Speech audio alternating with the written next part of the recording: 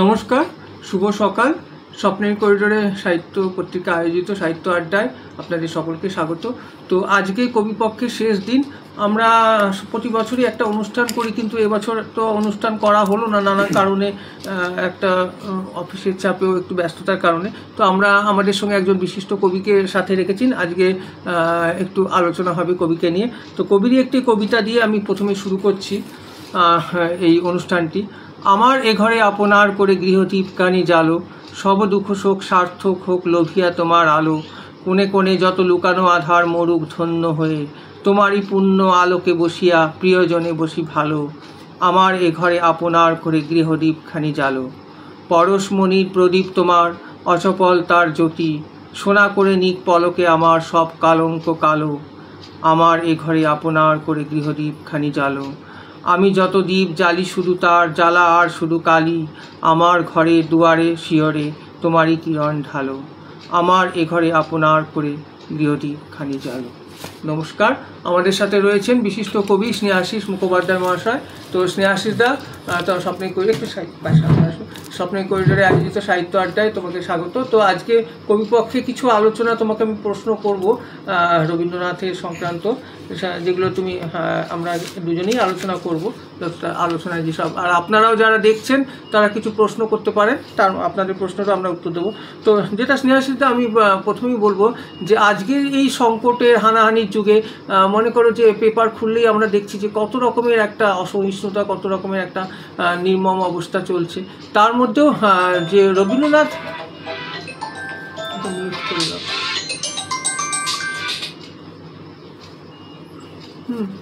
Hello hello নমস্কার। তো আজকের দিনে কতটা প্রাসঙ্গিক রবীন্দ্রনাথ, তুমি সেটা বলো, তোমার মুখ থেকে শুনতে চাই। এখন রবীন্দ্রনাথ মানে রবীন্দ্র যুগের পরবর্তী সময় থেকে আজ পর্যন্ত এবং আমাদের আগামী প্রজন্মের ছেলেমেয়েরা এবং কয়েকশো বছর ধরে যদি আমাদের এই মানব সভ্যতা টিকে থাকে, তাহলে মনে হয় রবীন্দ্রনাথও টিকে থাকবেন। এবং রবীন্দ্রনাথ প্রতিনিয়ত প্রতিদিনই রবীন্দ্র চর্চার মধ্যে যারা আমরা থাকি বা রবীন্দ্র ভাবনার সঙ্গে থাকি, এবং রবীন্দ্রনাথকে বাদ দিয়ে যে কোনো মানব সভ্যতা বা মানব ইতিহাস কখনোই থেমে থাকবে না। কারণ রবীন্দ্রনাথ বরাবরই প্রাসঙ্গিক এবং রবীন্দ্রনাথকে নিয়েই, রবীন্দ্রনাথের নানা দিক নিয়ে মানুষ বেঁচে আছে। সে সকাল থেকে ঘুম থেকে ওঠার পর্যন্ত থেকে ঘুমানো পর্যন্ত। আমার মনে হয় প্রতিটা মানুষেরই রবীন্দ্রনাথকে বাদ দিয়ে কিছু হতে পারে না। শুধু এটা কথাই নয়, আমরা রবীন্দ্রনাথের জীবনযাপনের সঙ্গে যদি আমরা রবীন্দ্র চর্চার মধ্যে থাকি, রবীন্দ্রনাথের গানের সঙ্গে থাকি, চিত্রকলার সঙ্গে, যে কোনো দিক থেকে রবীন্দ্রনাথকে বাদ দিয়ে আমার মনে হয় কোনো কিছু আর হয় না এই সময় দাঁড়িয়ে। বাহ, খুব সুন্দর বলেছো। আচ্ছা স্নেহাশিসদা, আমি একটা কথা বলবো যে অনেকেই বলে যে রবীন্দ্রনাথের উপন্যাস বা ছোট গল্প যতটা আধুনিক বা ছবি যতটা আধুনিক, কবিতা অতটা কবিতা অনেকে বলে যে অতটা আধুনিক নয়। কিন্তু তুমি ভাবো যে আমি যদি তোমাকে বলি যে ঈশ্বরগুপ্ত বা মাইকেল মধুসূদন বা বিহারীলালের পরবর্তীকালে রবীন্দ্রনাথ কিন্তু কবিতা নিয়ে, ছন্দ নিয়ে ভাঙাচোরা করেছেন। এবং পরবর্তীকালে আমরা যেটা করি যে রবীন্দ্রনাথের শেষের দিকের কবিতা কিন্তু আমরা অনেকেই পড়িনি বা পড়ে না বলে অনেকটা, শেষের কবিতাও আমি বলছি না, শেষের দিকে যেসব কবিতাগুলো লিখেছেন উনি, সেগুলো অনেকটা পরীক্ষামূলক কবিতা এবং গদ্য কবিতা অনেক লিখেছেন। এবং লিপিকাতেও আমরা দেখি যে উনি কবিতা বা গদ্যের মাঝামাঝি একটা সৃষ্টি করেছেন।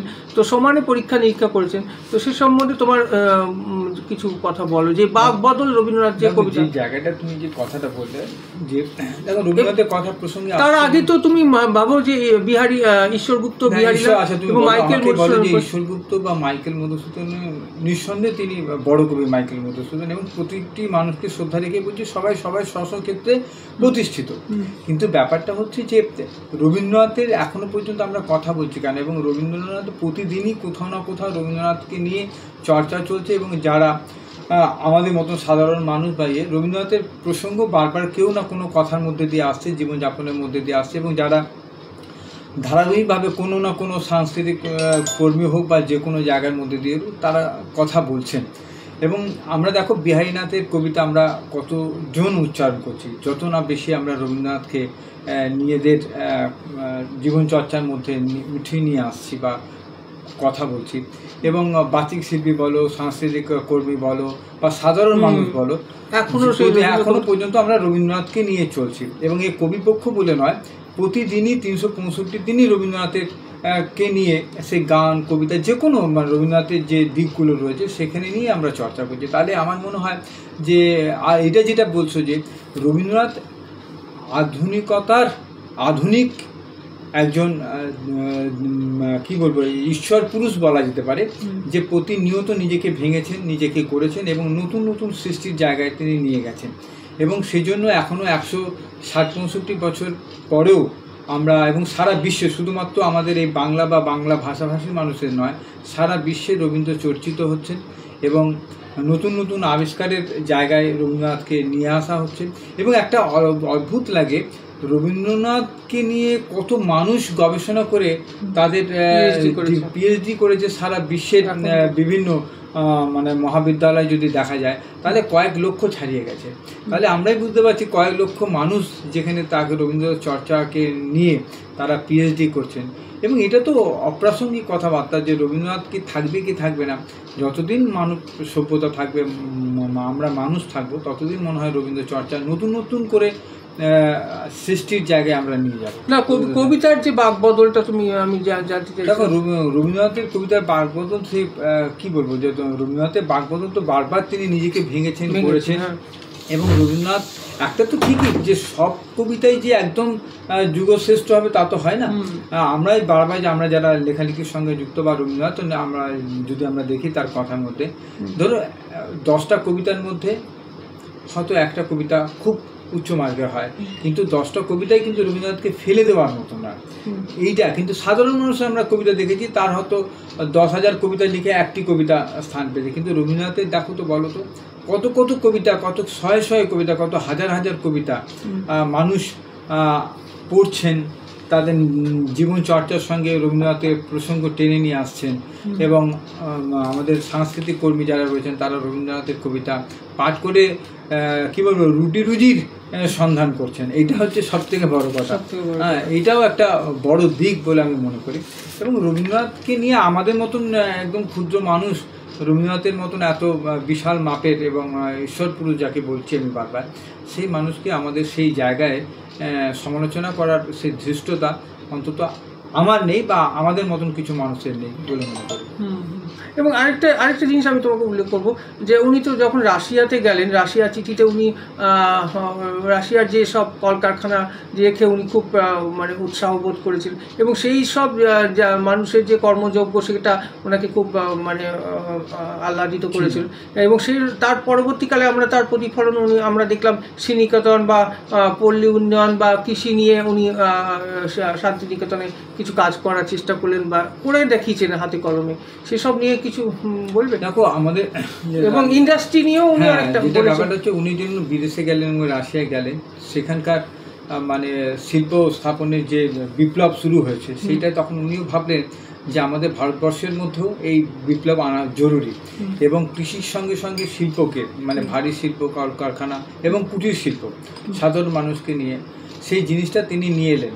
এবং আমরা জানি যে বিশ্বভারতীর গড়ার ক্ষেত্রে তার ভাবনা চিন্তা, এবং শুধু তাই নয়, কৃষির সভ্যতার সঙ্গে সঙ্গে তিনি যে জায়গাগুলো করেছেন এবং হাতে কলমে কাজ, এবং আমাদের ঘরের পরিবারের যারা মহিলারা রয়েছেন তাদেরকে নিয়ে যে কাজ করা, এবং শুধু সঙ্গে শিল্প, মানে অর্থাৎ কুটির শিল্প এবং আমাদের ভারতীয় যে শিল্প যেটাকে বলি আমরা অঙ্কন শিল্প, অঙ্কনের যে কাজগুলো এবং সূচি যেটা সুতোর, সে নিয়ে এই যে আমরা দেখি যে বাটিকের কাজ, সুসুতোর কাজ, হ্যাঁ, এবং বিভিন্ন আলপনাকে নিয়ে কাজ, এইটাকে নিয়ে তিনি যে কাজটা শুরু করলেন এবং এটা একটা বিপ্লব। এবং আমাদের যেটা বলি যে সমবায় ভিত্তিক যেভাবে ছোট ছোট কাজগুলো, যেখানে এখন আমরা অনেক কোনো বলি না যে 100 দিনের কাজ, কুটির শিল্পের কাজ যেগুলো হচ্ছে, সেটা কিন্তু রবীন্দ্রনাথের ভাবনা চিন্তা। এবং যেটা হচ্ছে যে আমাদের কোঅপারেটিভ ব্যাংক, সমবায় যে ব্যাংকিং যেটা ক্ষুদ্র সঞ্চয়ের যে প্রকল্প,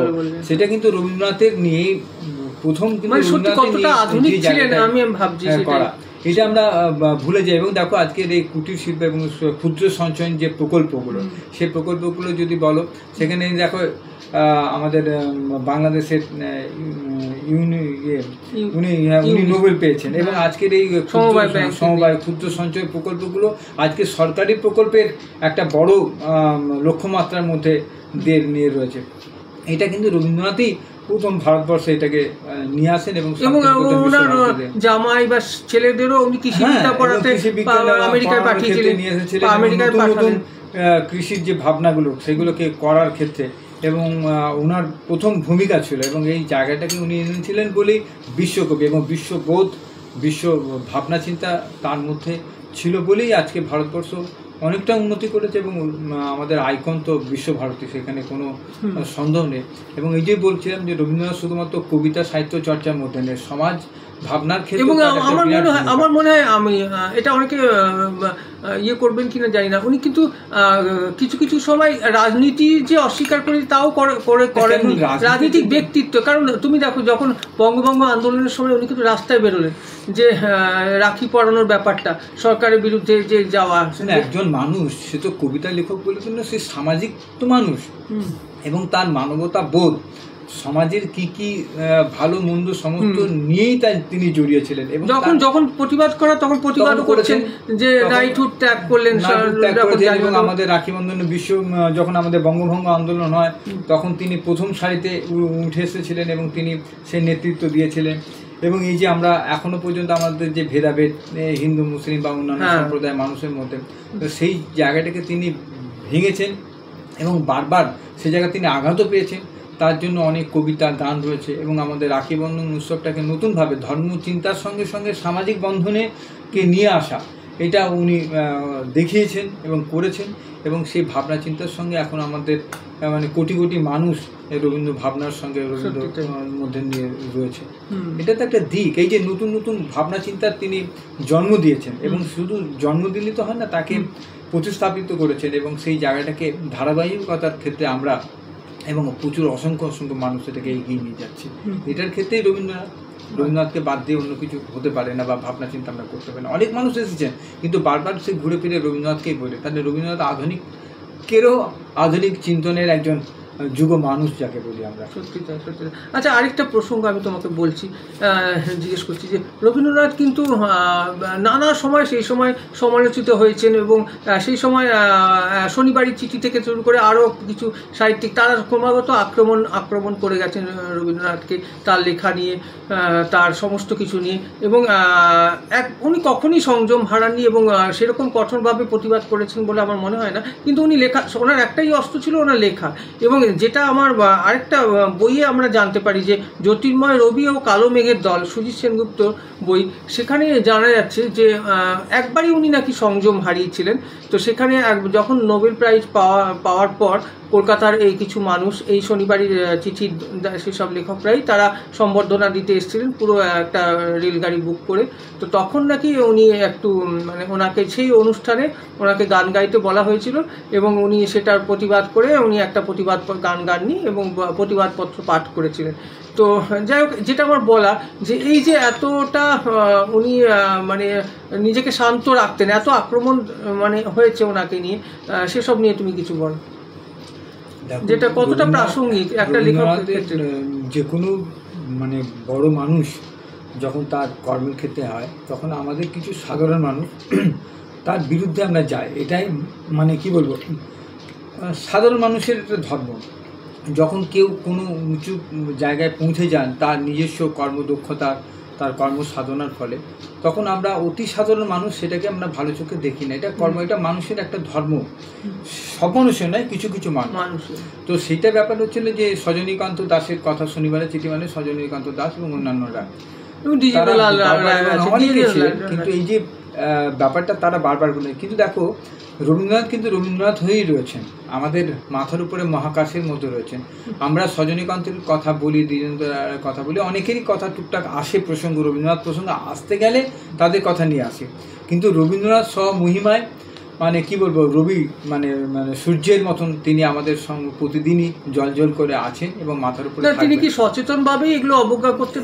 অবজ্ঞা করতেন, না হলে এটার মধ্যে যদি উনি থাকতেন তাহলে ওনার সৃষ্টিটাকে এগিয়ে নিয়ে যেতে পারতেন। এবং একজন উনি কি বলবো, আমরা থেকে সাহিত্য ও মানে ঋষি যাকে বলা হয়, এবং ওনার সাহিত্য কৃষ্টি এবং সমস্ত কিছুটাই ওনার সাধনার মধ্যে ছিল। শুধুমাত্র যে লিখছি বলে লেখা না, তার সাধনার ফসল ছিলেন বলেই আজকে বিশ্বকবি জায়গায় তিনি রয়েছেন।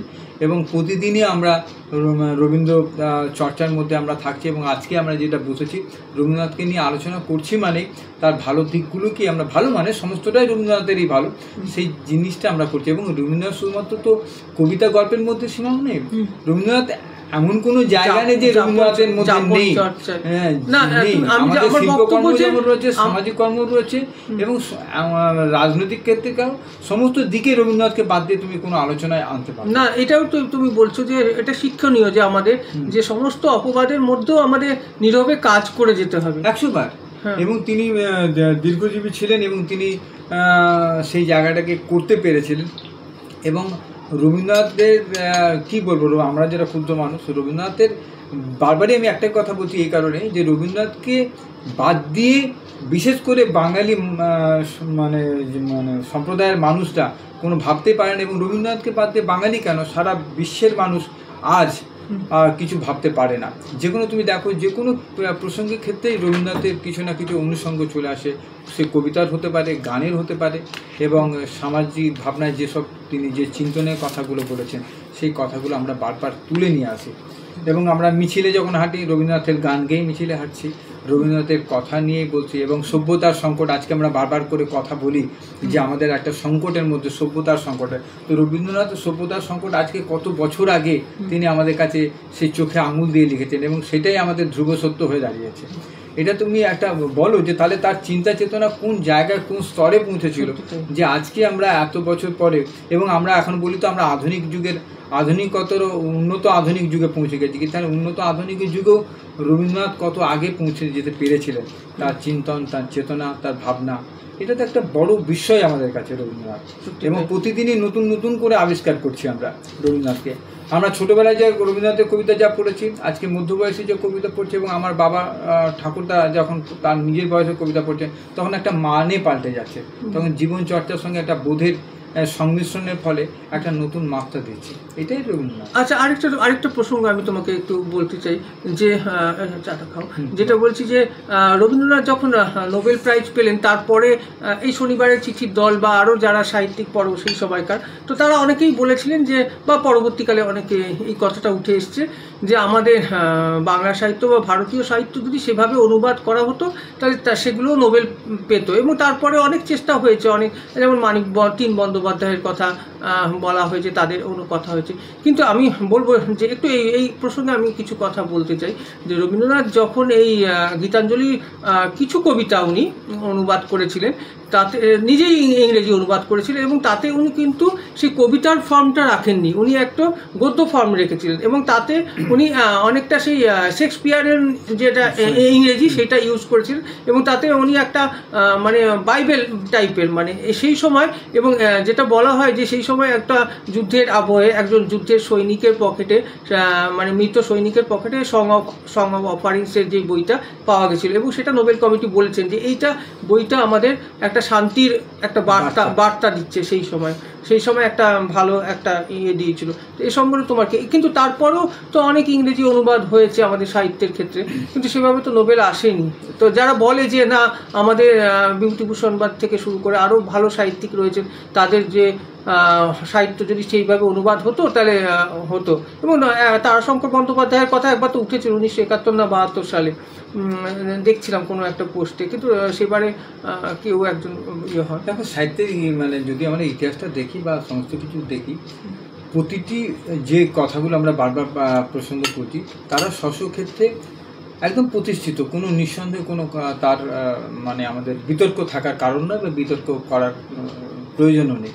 কিন্তু যেটা ব্যাপার হচ্ছে যে রবীন্দ্রনাথ তো আমাদের একটা নতুন ভাবনা চিন্তা, রবীন্দ্রনাথ যখন এসেছেন তখন তারপরে আমাদের এই কথাগুলো আমরা তুলেছি। কিন্তু রবীন্দ্রনাথ যেটা তুমি বলছো যে ছন্দের ক্ষেত্রে লেখার কবিতার ক্ষেত্রে, তখন রবীন্দ্রনাথও একটা ক্ষেত্রে যখন বিশ্বের যখন অনুবাদের জায়গায় রয়েছেন, রবীন্দ্রনাথকে নিজেকে নতুন করে মানে বিশ্বের কাছে নিজেকে চেনানোর জন্য রবীন্দ্রনাথও এটাকে ভেঙেছেন। তার ভাবনা চিন্তা বলো, তার লেখনীর যে জায়গা প্যাটার্নটা বলো সেটা, এবং অনুবাদের ক্ষেত্রে তুমি যখন বলছো যে কিছুটা শেক্সপিয়ার, আমরা যখন ইউরোপের যখন সেই সময় যদি ইউরোপের সাহিত্য চর্চার যদি ক্ষেত্রে দেখি, সেই সময় কিন্তু অন্যান্য যারা যারা ছিলেন তাদের ক্ষেত্রে রবীন্দ্রনাথের যে অনুবাদের জায়গাটা কোনো অংশে কিন্তু কম নয়, কিন্তু অনেকে বলতেই পারেন। কিন্তু রবীন্দ্রনাথের যে ভাবনা চিন্তা, যে দর্শন, খুব ভালো কথা বলছেন, যেটা হচ্ছে দর্শন এবং ভাবনা, যেটা নোবেল কমিটিকে খুব ভাবিয়েছিল, যেটা নতুন করে যেটা বলছো যে একজন সৈনিকের পকেটে যেমন আমরা অনেকেই গীতা রাখি বা কেউ কোরআন রাখি, কেউ বাইবেল রাখি ধর্মে, তাহলে আমরা তো অনেকে বারবার করে বলি যে ধর্ম পুস্তকের থেকেও গীতাঞ্জলি অনেক বেশি মানে শক্তিশালী এবং অনেক বেশি মানবতাবোধের কথা বলেছেন, এবং যেটা বলছি বারবার করে শান্তি, এবং আমরা মানবতাকে বাদ দিয়ে তো কিছু হতে পারে না। এবং রবীন্দ্রনাথ বারবারই মানবতার জয়গান গেয়েছেন, এবং এটা মানব সৃষ্টির ক্ষেত্রে তিনি একটা নতুন চিন্তা ভাবনা আমাদের কাছে জুগিয়েছেন। এই কথাটা তুমি যে কথাটা বলে সেই সময় নোবেল কমিটিতে ইয়েটস নাকি সেই কথাটাই বলেছিলেন, একটা নতুন ভাবনা দিচ্ছেন, নতুন একটা চিন্তা জায়গা দিচ্ছেন সেই সময়। তো সেই সময় একটা বিশ্বযুদ্ধর পরে পরবর্তীকালে নতুন যে মেসেজ, সেটাই মানুষকে একটা নতুন করে ভাবনার জায়গা তৈরি করেছিল। এবং এই রবীন্দ্রনাথের যেটা বলছিলাম যে দর্শন, এই দর্শনটাকে কখনোই কেউ আমরা অস্বীকার করতে পারি না, এবং এই দর্শনটাই আমাদের সারা জীবন আমাদেরকে মানব সভ্যতাকে এগিয়ে নিয়ে যাচ্ছেন এই দর্শন। সেই জন্যই বিশ্বকবি রবীন্দ্রনাথ ঠাকুর, এবং সেই জন্যই গীতাঞ্জলির নোবেল পাওয়া, এবং এই নোবেল পাওয়াটা আমাদের কাছে এবং রবীন্দ্রনাথের কাছে একটা এবং এশিয়াতেও তো প্রথম। এবং এটা তো ঠিক যে রবীন্দ্রনাথের সেই সময় রবীন্দ্রনাথকে বাদ দিয়ে সেই সময় আমরা কিছু ভাবনা চিন্তা নেই, সারা বিশ্ব তখন রবীন্দ্রনাথের ক্ষেত্রে একটা ফোকাস, রবীন্দ্রনাথ নতুন কথা বলছে, নতুন চিন্তা কি দেখাচ্ছেন, এবং বিভিন্ন দেশে যাচ্ছেন, কি বার্তা দিচ্ছেন সেসব পেপারে বেরোচ্ছে। তুমি বলো তো সেই সময় সমস্ত জ্ঞানীগুণী মহাপুরুষরা রবীন্দ্রনাথের কথা শুনছেন, বলছেন, সমস্তটাই একটা জায়গায় চলে এসেছে, একটা সংঘবদ্ধ জায়গায় চলে এসেছে রবীন্দ্রনাথ। সেটা আমাদের কাছে একটা নতুন ভাবনা চিন্তা, বই কি এটাকে অস্বীকার করার কোনো উপায় নেই। নিশ্চয়ই আমি তো বলছি যে সমস্ত মানুষেরই নোবেল পাওয়ার জায়গা, কিন্তু রবীন্দ্রনাথ নতুন একটা দিক দর্শন জায়গাটার মধ্যে, এবং নতুন দর্শনের একটা উপলব্ধিকে তিনি আমাদের সামনে হাজির করলেন, সেটা তো একটা বড় ব্যাপার। আচ্ছা, আরেকটা কথা আমি বলবো যে তুমি এটা একটু বলো যে রবীন্দ্রনাথই প্রথম যে চিঠিপত্র এবং প্রবন্ধকে একটা সাহিত্যের আকারে নিয়ে এসেছে। বলো কত অজস্র চিঠি একটা সাহিত্যের রূপ পেয়েছে, যেটা তোমার ইয়েকে লেখা, যে ইন্দিরা ঠাকুর, যে চিঠিগুলো যেগুলো লেখা, তার বিভিন্ন জায়গা, তার আত্মীয় স্বজনের ক্ষেত্রে, কবি সাহিত্যিক বা তরুণ প্রজন্মের ছেলে মেয়েদের ক্ষেত্রে, এবং অনেককেই যে চিঠিগুলো, এবং লেডি রানু মুখার্জিকে চিঠি, কি বলবো, মানে এক একজন মানুষকে ধরলে প্রচুর যে অজস্র চিঠি, তার চিঠির যে ভাষা, তার যে ভাবনা, তার যে লেখনীর যে স্টাইল, এটা তো আমাদের কাছে নতুন জায়গা। যে চিঠি যে আমরা তো লিখি, আমরা তুমি কেমন আছো ইয়ে করে তা না, কিন্তু তার সঙ্গে সঙ্গে ছোটোর মধ্যেও যে ভাবনাগত, যেটা একটা পরিশীলিত সাহিত্য হতে পারে বা সাহিত্যের এটা একটা অংশ, এটাই রবীন্দ্রনাথ নতুন করে আমাদের চোখে আঙুল দিয়ে দেখালেন। সেই জন্যই এখন রবীন্দ্রনাথের সেই ভাবনা চিন্তা, মানে চিঠিপত্র, এটা একটা সাহিত্যের জায়গায় এসে গেছে, এটা একটা বড়। আচ্ছা, নাটক নিয়ে কিছু বলো তুমি। রক্তকরবী, দেখো নাটক তো রবীন্দ্রনাথের যেটা বলছো, ডাকঘর, রক্তকরবী, তাসের দেশ থেকে আরম্ভ করে যেসব নাটকগুলো রয়েছেন, কত আধুনিক, আমি ভাবি সেসব নাটক নিয়ে, এবং নাট্য আন্দোলনের সঙ্গে যারা রয়েছে তারা বেশি করে আরো ভালো বলতে পারবেন বা ভালো উপলব্ধি করতে পারছেন। এই যে কিছুদিন আগে আমাদের এখানে রক্তকরবী হয়ে গেল, এই রক্তকরবী কি বলবো, মানে বারবার করে চেঞ্জ হচ্ছে, সময়ের সঙ্গে সৌম্যমিত্রই কতবার কত রকম করেছেন। এবং এই রক্তকরবী, এই যে নাটকগুলো বারবার করে আসছে, এবং এখনো পর্যন্ত সেই বিশু পাগলের এবং রঞ্জনের কথা আমরা বলছি, এবং অধ্যাপকের কথা বলছি, এবং তাদের যে চরিত্রগুলো, এই চরিত্রগুলো একটা সমাজের আয়নার মতো ফুটে উঠছে, এবং এখনো পর্যন্ত সেই জায়গার মধ্যেই থেকে আমরা যে উত্তরণে খুব বেশি জায়গায় গেছি বলে আমার মনে হয় না। সেই জন্য এখনও রক্তকরবীকে আমরা নিই, ডাকঘরের মতো নাটককে আমরা বারবার দেখি, তাসের দেশের মতো দেখি, এবং অজস্র নাটক রবীন্দ্রনাথের এখনও বারবার করে মঞ্চস্থ হচ্ছে, পড়া হচ্ছে, এবং এটা একটা তো বড় দিক, এটাতে অস্বীকার করা উপায় নেই। এবং নতুনভাবে আঙ্গিকে আমরা এই জায়গাটাকে রাখি। হয়তো সময়ের সঙ্গে সঙ্গে সেটা রবীন্দ্রনাথও চেঞ্জ করেছে, সেই জায়গাটাকে আমরা বারবার দেখছি, করছি, এটা তো বড় ব্যাপার। আচ্ছা, এবার যেটা বলছো, নমস্কার, স্বপ্নের করিডোরে আয়োজিত সাহিত্য আড্ডায় আজকে রবিপক্ষের শেষ দিন। আমরা রবীন্দ্রনাথ ঠাকুরের কিছু কথা নিয়ে আলোচনা চলছে, আপনারাও প্রশ্ন করছেন, যারা দেখছেন। আমাদের পত্রিকার তরফ থেকে আন্তরিক শ্রদ্ধা ও ভালোবাসা। আমার সঙ্গে রয়েছেন বিশিষ্ট কবি স্নেহাশিস মুখোপাধ্যায় মহাশয়। তো স্নেহাশিস, রবীন্দ্রনাথের গান নিয়ে বলো। গান, যেটা রবীন্দ্রনাথ ঠাকুর বলেছেন যে আমার কবিতা মানুষ ভুলে যাবে, ভুলে যাবে, কিন্তু গান মানুষকে ভুলবে না কখনো। এবং গানের মধ্যে আমার মনে হয় যেটা, যে প্রত্যেকেই যে গানের মধ্যে নিজেকে হয়তো খুঁজে পায়, রিলেট করতে পারে। এটা তো ঠিকই যে কবিতা বা যে কোনো জায়গায় সবথেকে বেশি শক্তিশালী সেই জায়গাটা হচ্ছে গান। গানের কথা হচ্ছে, কথা থাকে, তার মধ্যে যে আত্মা বা প্রাণ যেটা, সেটা হচ্ছে সুর। এই সুরের ক্ষেত্রে রবীন্দ্রনাথ মানে আমাদের পাশ্চাত্য এবং আমাদের যে লোকায়ত সঙ্গীত জায়গা, লোকায়ত যে সঙ্গীত, এবং আমাদের রবীন্দ্রনাথের গানের মধ্যে তুমি সমস্ত কিছু ভারতীয় পাবে, লালনের এবং বিদেশের সমস্ত কিছু পাবে।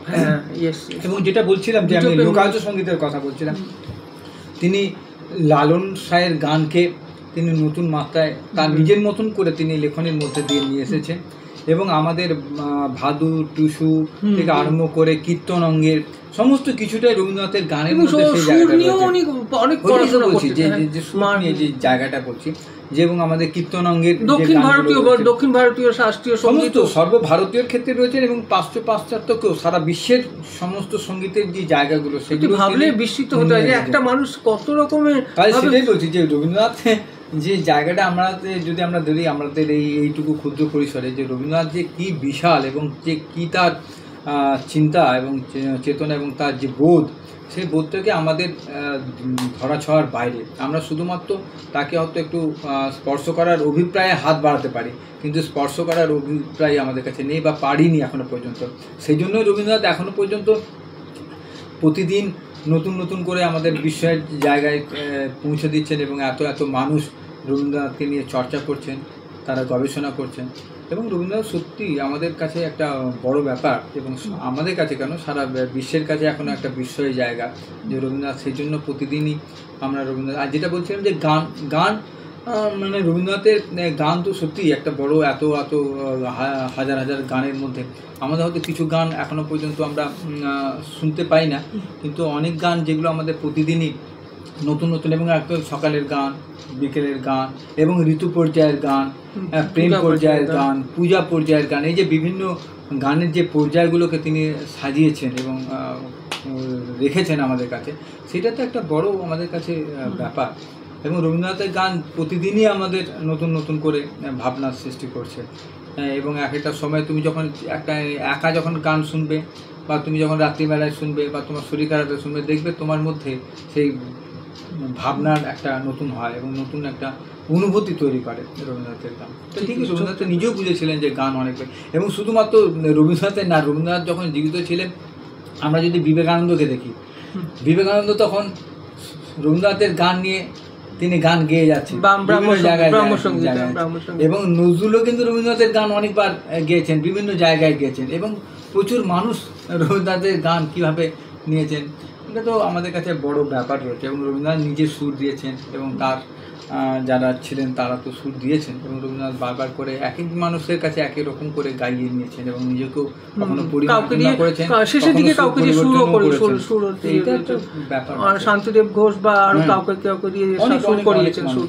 আচ্ছা, আরেকটা আমার প্রশ্ন, যেটা আমি কালকে বিষ্ণুদার সঙ্গে কথা হচ্ছিল, কবি বিষ্ণু সামন্তর সঙ্গে, যে এই যে কপিরাইট উঠে যাওয়ার পর অনেক বই তো আমরা এখন পাই, রবীন্দ্রনাথ ঠাকুরের বই তো অ্যাভেলেবেল বাজারে, কিন্তু খুব ভালো বই যেগুলো রিসার্চ গবেষণা আলোচনামূলক বই বা রবীন্দ্রনাথের ছবির বই যেটা বলছিলাম বিষ্ণুদাকে, সেইভাবে কিন্তু আমরা অন্য পাবলিকেশন থেকে পাচ্ছি না, যেটা এবং বিশ্বভারতীর যে বইগুলো তো অনেক দাম, মানে সেগুলো আমাদের ধরাছোঁয়ার বাইরে। এবং বিষ্ণুদা যেটা বলছিলেন যে দেখো রবীন্দ্রনাথের ছবি নিয়ে কেউ বই করতে সাহস পায় না, কারণ সেই ছবি যদি একটু অদল বদল হয়ে যায় রঙের ক্ষেত্রে সেটা অনেক সমালোচনা হবে।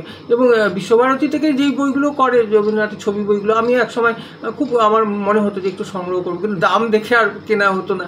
মনে করো অনেকই দাম, 2000-3000 টাকা এরকম করে মূল্য। কিন্তু এইরকম কি আর কি কপিরাইট উঠে যাওয়ার পর আর কি ভালো বই আসছে বাজারে?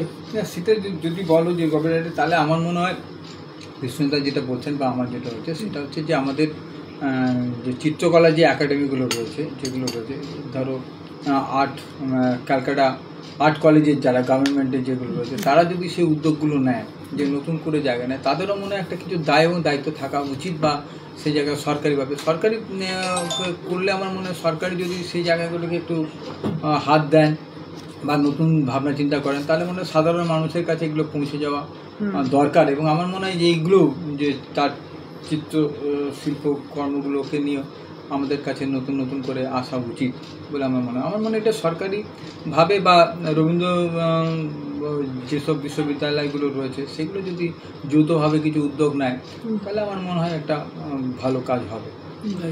খুব ভালো স্নেহাশিসদা আজকে এলেন, খুব ভালো লাগলো। আজকে আরেকটি শেষ প্রশ্ন আমি করে শেষ করব। নমস্কার যারা দেখছেন সকলকে আমাদের পত্রিকার আন্তরিক শ্রদ্ধা। আমাদের খুব কম সময়ে স্নেহাশিসদাও খুব ব্যস্ত, একটু কম সময়ের জন্য স্নেহাশিসদাকে পেয়েছি। আজকে রবিপক্ষের শেষ দিন, একটু আলোচনা করে নিলাম। এবং রবীন্দ্রনাথের নাচের ক্ষেত্রেও দেখো, যে মনে করো তুমি যে বালি, সুমাত্রা, জাপান যেখানে যেখানে ঘুরতে গেছিলেন বা ইন্দোনেশিয়া, সেখানকার সেই প্রভাবটা উনি প্যাটার্নটা নিয়ে এসছেন। তো নাচ নিয়ে কিছু বলো, রবীন্দ্র নৃত্য যে দেখো আমরা যখন নাচ দেখি, আমরা এটা ঠিক যে শান্তিনিকেতনের নতুন নাচের ক্ষেত্রে আমাদের জন্য ভারতীয় জায়গায় বা আমাদের রাজবঙ্গের যে নাচগুলো ছিল, রায় বেশে, ঝুমুর টুমুর, বিভিন্ন যে নাচগুলো, সেগুলো ক্ষেত্রে রবীন্দ্রনাথের নাচের ক্ষেত্রে যেটা তুমি বলছো যে বিভিন্ন দেশের যে জায়গাগুলো নিয়ে এসছে, এবং মণিপুরী নৃত্য এবং রবীন্দ্র একটা নতুন আঙ্গিক তিনি তৈরি করলেন বা নতুন একটা সৃষ্টি করলেন, সেটা হচ্ছে আমরা রবীন্দ্র নৃত্য বলি। এই যে রবীন্দ্র নৃত্যকে সমস্ত বিশ্বের সমস্ত নৃত্যের সংমিশ্রণে একটা নতুন নৃত্য ধারা তৈরি হলো, সেটা হচ্ছে রবীন্দ্র নৃত্য। এবং রবীন্দ্রনাথের নৃত্যের যে মুদ্রাগুলো তুমি দেখবে, যেটা তুমি বলছো যে বিভিন্ন দেশের মধ্যে দিয়ে সেই জায়গাগুলোকে তুলে ধরেছেন, এবং আমাদের ভারতীয় এবং আমাদের এই বাংলারও সেই জায়গাটা রয়েছে। এই যে মুদ্রা, ছন্দ এবং বিভিন্ন রকম হাতের যে জায়গাগুলো, এটা তো একটা বড় জায়গা। যেই জন্য বলছিলাম যে রবীন্দ্রনাথকে এন কোনো জায়গার মধ্যে, সে সাহিত্য সংস্কৃতির মধ্যে দিয়ে, বিনোদনের মধ্যে দিয়ে যেমন রবীন্দ্রনাথকে পাবে, আমাদের নতুন সামাজিক ভাবনা, রাজনৈতিক ভাবনা, অর্থনৈতিক ভাবনা, যেটা যেভাবে আমরা মানুষরা থাকি, সেই সমস্ত কিছুর মধ্যে রবীন্দ্রনাথের ছোঁয়া আছেই। এটা একটা বড় ব্যাপার। সত্যিতে আচ্ছা স্নেহাশিসদা, আমরা অনুষ্ঠানে শেষ করবো একটা কথা দিয়ে, যে সত্যি একটা দেখেছি, আমরা ছোটোবেলায় দেখতাম যে আমাদের স্টিল টাউনশিপে দুর্গাপুরে, যে এই 25শে বৈশাখ এলেই পাড়ায় পাড়ায় যে ফাংশন এবং নাটক, আমি নিজেও অংশগ্রহণ করেছি তাতে ছোটোবেলায়। তো এটা একটা খুব ছিল।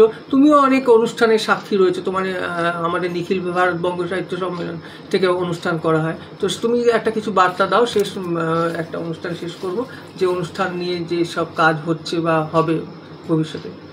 এখন আমাদের যেটা বলতে যে খুব ছিল, এখন কমে গেছে। সেটা কমে যাওয়ার নানাবিধ কারণ রয়েছে। সেটা হচ্ছে ছেলে মেয়েদের সেভাবে আমরা আমাদের যে আগে যেমন 4-5 ভাই বোন সবাই মধ্যে ছিল, এখন সব একটি করে, তার ফলে কি বিভিন্ন রকম তারাও পড়াশোনায় ব্যস্ত, তাদের স্কুলে হয়তো সেই প্রোগ্রামে তারা হয়, কিন্তু পাড়ায় পাড়ায় সেই ব্যাপারটা এখন আমরা কিছু কিছু ক্ষেত্রে হয় না বললে ভুল হবে, হয়। তবে সেই যে ব্যাপক অর্থে যেটা ছিল সেটা আস্তে আস্তে সংকুচিত হয়েছে। এবং আমরা যারা সাহিত্য সংস্কৃতির মধ্যে রয়েছে অনেকেই দায়িত্ব নিয়ে আমরা করি, এবং আমরা এডিসন পার্কে বড় করে নিখিল ভারত বঙ্গ সাহিত্য সম্মেলন এবং অন্যান্য সংগঠনকে নিয়ে আমরা করছি, এবং প্রতিদিনই 1995 সাল থেকে করছো, মানে না? 95 সাল থেকে করছি, এবং আরও অন্যান্যরাও করছেন, এবং আরও বিভিন্ন সাংস্কৃতিক সংগঠনগুলোও করছেন। তো আমার মনে হয় যে রবীন্দ্রনাথ শুধু একটা দিনের তো ব্যাপার নয়। তো যেমন আমার একটি ছোট্ট কবিতা দিয়ে তোমাকে আমি বলি, যেটা আমার একটা কবিতা আছে, যেটা বারবার আমার এখন স্মৃতিতে কতটা বলতে পারবো জানি না। রবীন্দ্রনাথ, তুমি ক্যালেন্ডারের দুটি দিনের উৎসব হতেই পারো না। তুমি আমাদের বাংলার সংগ্রামী ঘরে নবান্নের টকবক শব্দ, কর্মব্যস্ততার রক্ত ভেজা ঘামের গন্ধ। তুমি শুধুমাত্র স্মরণ সভার দুটি দিন নও, তুমি আমাদের তরুণ রক্তবহতা স্রোত, সঙ্গীতে কলতানের শব্দ, কবিতায় জলপ্রপাতের অবিরাম ঢেউ। তুমি বিশ্বের মাটিতে আবর্জনা সরিয়ে দেওয়া পেশিবহুল কৃষকের হাত। তুমি স্মৃতি নও, অতীত নও, নও শুধু ক্যালেন্ডারের দুটি দিন। তুমি আমাদের অঙ্গে প্রত্যঙ্গে শ্বাস প্রশ্বাস প্রত্যহ হয়ে বেড়ে ওঠা আমাদের নতুন জন্মদিন, 25শে বৈশাখ, 22শে শ্রাবণ। বাহ, অসাধারণ, খুব সুন্দর লাগলো, খুব সুন্দর কবিতা একটি শুনলাম আমরা স্নেহাশিসদার মুখ থেকে। স্নেহাশিসদা, খুব তোমাকে অনেক নমস্কার, মানে ধন্যবাদ জানাই। আজকে তোমার মূল্যবান সময় দিলাম, আবার হয়তো কখনো আলোচনা করা যাবে। আজকের মতো অনুষ্ঠান এখানেই শেষ করছি। সবাই খুব ভালো থাকবেন। হ্যাঁ।